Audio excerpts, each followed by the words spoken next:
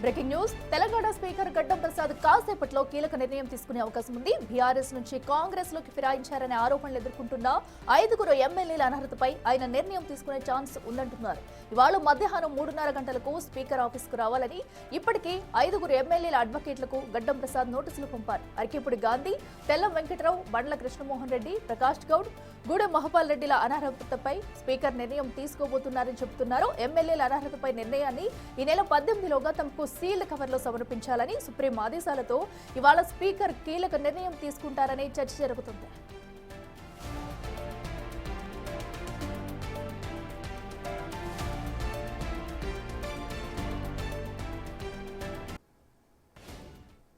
రెడ్డికి మరింత సమాచారం మా ప్రతినిధి హేమలో అందిస్తారు. హేమ, చెప్పండి, మరి ఏ రోజైనా ఫిరాయింపు ఎమ్మెల్యేల అంశం ఒక కొలిక్కి వచ్చే అవకాశం ఉందా? స్పీకర్ ఎలాంటి నిర్ణయం తీసుకునే అవకాశం ఉంటుందనుకోవచ్చు? మొత్తానికి 2 తెలుగు రాష్ట్రాల్లో సంచలనం రేపినటువంటి ఎమ్మెల్యేల ఫిరాయింపుల కేసు ఒక కొలిక్కి వచ్చిందనే చెప్పుకోవచ్చు. ఇప్పటికే ఈ ఎమ్మెల్యేలు ఎవరైతే ఫిరాయింపులు ఎదుర్కొంటున్నారో అందులో మొత్తం 10 మంది ఎమ్మెల్యేలు ఫిరాయింపుల ఆరోపణలు ఎదుర్కొంటున్నారు. 8 మంది ఎమ్మెల్యేలకు ఇప్పటికే స్పీకర్ నోటీసులు ఇచ్చారు. వాళ్ళందరినీ క్రాస్ ఎగ్జామినేషన్ చేశారు.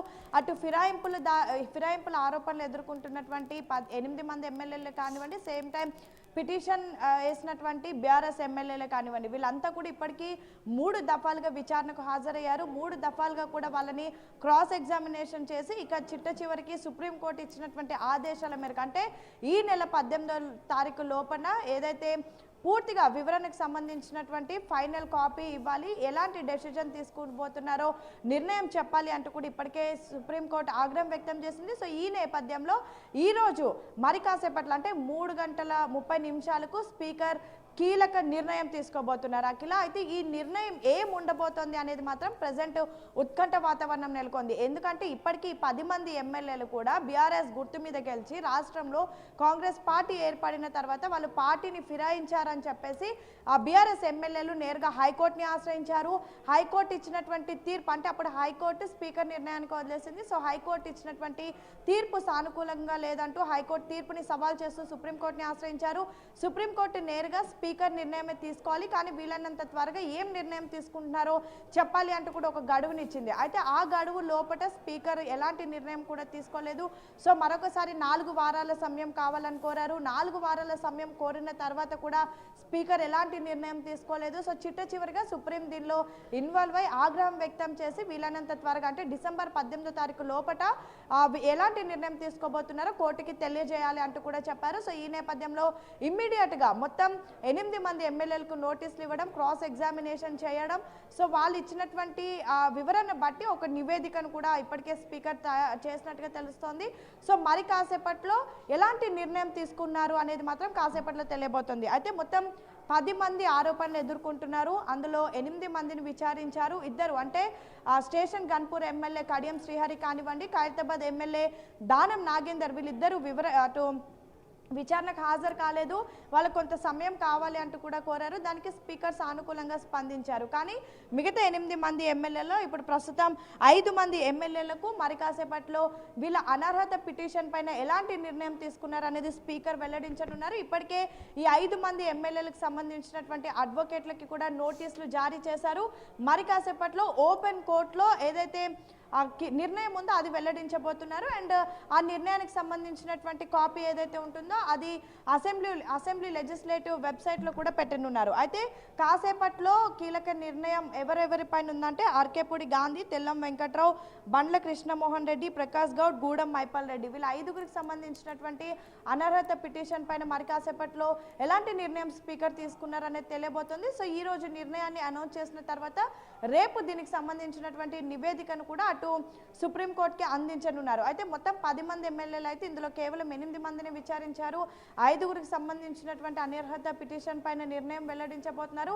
ఇంకా 3 నిర్ణయం ఎప్పుడు ఉండబోతోంది అనేది మాత్రం ఇంకా ఎటువంటి క్లారిటీ కూడా లేదు. అయితే 8 మంది విచారణ ఓకే, విచారణలో అటు క్రాస్ ఎగ్జామినేషన్కి పిటిషన్ తరపు ఎమ్మెల్యేలు హాజరయ్యారు. సేమ్ టైం ఫిరాయింపులు ఆరోపణలు ఎదుర్కొంటున్నటువంటి ఎమ్మెల్యేలు కూడా హాజరయ్యారు. కానీ కీలకంగా ఇద్దరు ఎమ్మెల్యేల విచారణ అనేది కొనసాగాల్సి ఉన్నప్పటికీ కూడా ఇద్దరికి నోటీసులు ఇస్తే వాళ్ళు తమకి సమయం కావాలి అంటూ కూడా ప్రస్తుతం కోరినటువంటి పరిస్థితి. ఒకవైపు నేరుగా కాంగ్రెస్ బీఫామ్ మీద ఎంపీగా పోటీ చేసినటువంటి దానం నాగేందర్ కానివ్వండి, తన సొంత కూతురు ఎప్పుడైతే ఎంపీగా పోటీ చేసినటువంటి సమయంలో ప్రచారం కోసం నేరుగా కాంగ్రెస్ సంబంధించినటువంటి ప్రచార రథం వెక్కి కడియం శ్రీహరి అప్పుడు ఎన్నికల ప్రచారం చేశారు. సో వీళ్ళిద్దరిది కూడా ప్రస్తుతం క్రూషియల్గా మారింది. కానీ వీళ్ళిద్దరికి 2 దఫాలుగా నోటీసులు ఇచ్చినప్పటికీ మాకు ఇంకా వివరణకు సమయం కావాలంటూ కోరారు. సో ప్రజెంట్ ఆ సమయం కోరినటువంటి ఆ పార్ట్లోనే ఉన్నారు. వీళ్ళిద్దరు కూడా ఇంకా వివరణ ఇవ్వలేదు. అయితే 8 మందిని కూడా అటు పదే అంటే 3 దఫాలుగా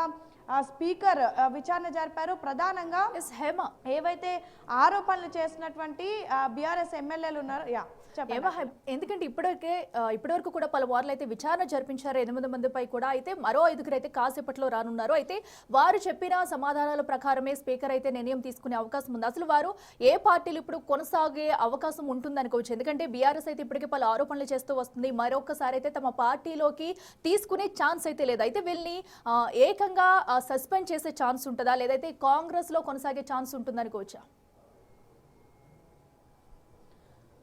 ఎస్, మీరు అన్నది కరెక్టే. యాక్చువల్లీ ప్రజెంట్ ఏం నడుస్తుందంటే ఒకవైపు ఈ 10 మంది ఎమ్మెల్యేలు ఫిరాయింపులు ఎదుర్కొన్నప్పటికీ వీళ్ళంతా విచారణకి హాజరైనప్పటికీ కూడా పదే ఈ ఎమ్మెల్యేలు చెప్తుంది ఏంటంటే తాము ఇంకా బీఆర్ఎస్ పార్టీలోనే ఉన్నామని, కాంగ్రెస్ పార్టీలో చేరలేదని, ముఖ్యమంత్రి రేవంత్ రెడ్డిని కలిసింది కూడా కేవలం తమ నియోజకవర్గ అభివృద్ధి కార్యక్రమాల కోసమే కలిసామని, అండ్ మోరోవర్ ఏదైతే బలంగా బీఆర్ఎస్ ఎమ్మెల్యేలు చెప్తున్నారు ముఖ్యమంత్రిని కలిసినటువంటి సమయంలో కాంగ్రెస్ కండువా కప్పారని. అయితే అది కాంగ్రెస్ కండువా అని కాదని, అండ్ ఏదైతే 3 రంగుల జెండాకు సంబంధించినటువంటి మన ఫ్లాగ్ లాంటి ఒక కండువా కానీ అది కాంగ్రెస్ కండువా కాదు, మేము కలిసింది ముఖ్యమంత్రిని కానీ లేదంటే కాంగ్రెస్లో ముఖ్య నేతల్ని కలిసింది కేవలం మా నియోజకవర్గ అభివృద్ధి కార్యక్రమాల కోసమే కలిసామంటూ పదే ఈ ఎమ్మెల్యేలు అంతా చెప్తున్నారు. కానీ వీళ్ళంతా కూడా ప్రస్తుతం కాంగ్రెస్ పార్టీలో చేరారని, ముఖ్యమంత్రిని సమక్షంలోనే చేరారు. అండ్ ఆ సమయంలో ముఖ్యమంత్రి కూడా వీళ్ళకి కండువా కప్పి ఆహ్వానించారు. సేమ్ టైం కాంగ్రెస్ నిర్వహించినటువంటి అనేక కార్యక్రమాల్లో కూడా వీళ్ళంతా పాల్గొన్నారు. కేవలం ముఖ్యమంత్రిని అయితే నియోజకవర్గ అభివృద్ధి కోసం కలవచ్చు కానీ మిగతా ఏసీసీ అగ్రనేతలైనటువంటి రాహుల్ గాంధీ, ఖర్గే వీళ్ళందరినీ ఎందుకు కలవాలి అంటూ కూడా పదే పిటిషన్ దారులైనటువంటి బీఆర్ఎస్ ఎమ్మెల్యేలు ప్రశ్నిస్తున్నారు. సో ఈ ప్రశ్నలు, వీటికి జవాబులు, ఒకవైపు పిటిషన్ దారులైనటువంటి ఎమ్మెల్యేలు వాళ్ళకి సంబంధించి ఆరోపణలు ఏవైతే ఉన్నాయో వాటిని ఆధారాలతో సహా, అంటే మీడియాలో వచ్చిన క్లిప్పింగ్స్ కానివ్వండి, పేపర్ కటింగ్స్ కానివ్వండి, వాటన్నిటిని కూడా తీసుకొని వచ్చి స్పీకర్ ముందు క్రాస్ ఎగ్జామినేషన్లో పార్టిసిపేట్ చేశారు. సేమ్ టైం ఎవరైతే ఆరోపణలు ఎదుర్కొంటున్నటువంటి ఎమ్మెల్యేలు కూడా తాము ఇంకా బీఆర్ఎస్ పార్టీలోనే ఉన్నామనడానికి తమ దగ్గర ఉన్నటువంటి ఆధారాలు, అంటే అసెంబ్లీ సెషన్స్ జరిగినటువంటి సమయంలో కూడా ఎవరైతే ఫిరాయింపులు ఎదుర్కొంటున్నారో ఆ ఎమ్మెల్యేలు ఎవరు కూడా అటు ఇటు కాంగ్రెస్ వైపు కాకుండా బీఆర్ఎస్లో వాళ్ళకి ప్రీవియస్గా కేటాయించినటువంటి చోటుల్లోనే కూర్చున్నారు. అండ్ ఏ రోజు కూడా కాంగ్రెస్ పార్టీలో చేసినటువంటి కార్యక్రమంలో మేము ఎక్కడ కూడా పార్టిసిపేట్ చేయలేదంటే ఇలా అనేక ఆధారాలు వాళ్ళ దగ్గర ఉన్నటువంటివన్నీ కూడా పట్టుకొని వచ్చారు. అటు ఇరు ఎమ్మెల్యేలను విచారణ చేశారు, క్రాస్ ఎగ్జామినేషన్ చేశారు.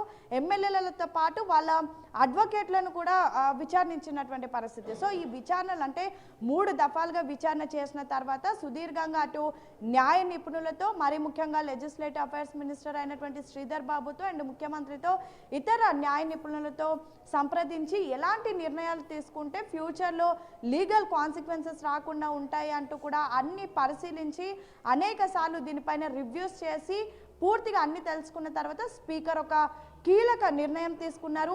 ఈ నిర్ణయం అనేది ఎలా ఉండబోతుంది అనేది మాత్రం ప్రస్తుతం ఉత్కంఠ నెలకొంది. ఒకవైపు బీఆర్ఎస్ ఎమ్మెల్యేలు ఖచ్చితంగా వీళ్ళు 5 మందిని సస్పెండ్ చేస్తారు, అనంతరం ఇక్కడ మొత్తం కూడా ఉప ఎన్నికలు వస్తాయి అంటూ కూడా బల్లగుద్ది చెప్తూ ఉన్నారు. పదే ఇప్పటికే కేటీఆర్ కూడా ఈ 10 నియోజకవర్గాలు ఉప ఎన్నికలు వస్తాయి అంటూ చెప్తుంటే ఫిరాయింపుల ఎమ్మెల్యేలు మాత్రం ఖచ్చితంగా తాము సస్పెండ్ అవ్వమని, అండ్ మోరోవర్ సానుకూలంగా తమకి ఏదైతే స్పీకర్ అనౌన్స్ చేసేటటువంటి నిర్ణయం తమకు సానుకూలంగా వస్తుందని, అండ్ మోరోవర్ తాము కాంగ్రెస్ పార్టీలో చేరమనడానికి ఎటువంటి ఆధారాలు లేవు కాబట్టి ఖచ్చితంగా నిర్ణయం అనేది తమకు సానుకూలంగా ఉంటుందంటూ వాళ్ళు హోప్ని అంటే ధీమా వ్యక్తం చేస్తున్నారు.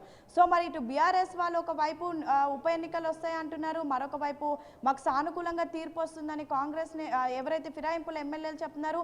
సో చూడాలి మరి స్పీకర్ అసలు ఎలాంటి నిర్ణయం తీసుకున్నారు, దీని తర్వాత ఎలాంటి పరిణామాలు చోటు చేసుకోబోతున్నాయి, నిజంగా ఈ నియోజకవర్గాల్లో బై ఎలక్షన్స్ వస్తాయా లేదంటే వాళ్ళు ధీమా వ్యక్తం చేస్తున్నట్టుగా వాళ్ళకి తీర్పు అనేది సానుకూలంగా ఉంటుందా, అసలు ఏం జరగబోతోంది అనేది మాత్రం మరి కాసేపట్లో తెలియనుంది. ఎగ్జాక్ట్గా ఇప్పుడు అరౌండ్ 2:15 అవుతుంది. ఇంకొక 1.5 అవర్లో మాత్రం ఒక కీలక నిర్ణయం అంటే ఎన్నో రోజుల నుంచి మొత్తం తెలంగాణ రాజకీయాల్లో చర్చనీయాంశంగా మారినటువంటి ఫిరాయింపుల కేసు అయితే ఒక కొలిక్కి రానుందని చెప్పుకోవచ్చు. Akhila. Right Hema, thank you. So ఏదైతే గత కొన్ని రోజులుగా కూడా తెలంగాణలో హీటెక్కిస్తున్న పార్టీ ఫిరాయింపుల అంశంపై అయితే ఈ రోజు ఒక కొలిక్కి వచ్చే అవకాశం అయితే కనిపిస్తుంది. మరి కాసేపట్లో కూడా స్పీకర్ అయితే దీనిపై ఒక కీలక నిర్ణయం వెల్లడించే అవకాశం ఉంది. 5 ఎమ్మెల్యేలతో కూడా కాసేపట్లో సమావేశం కానున్నారు. అనంతరం కూడా వారు ఎలాంటి నిర్ణయం తీసుకుంటారనేది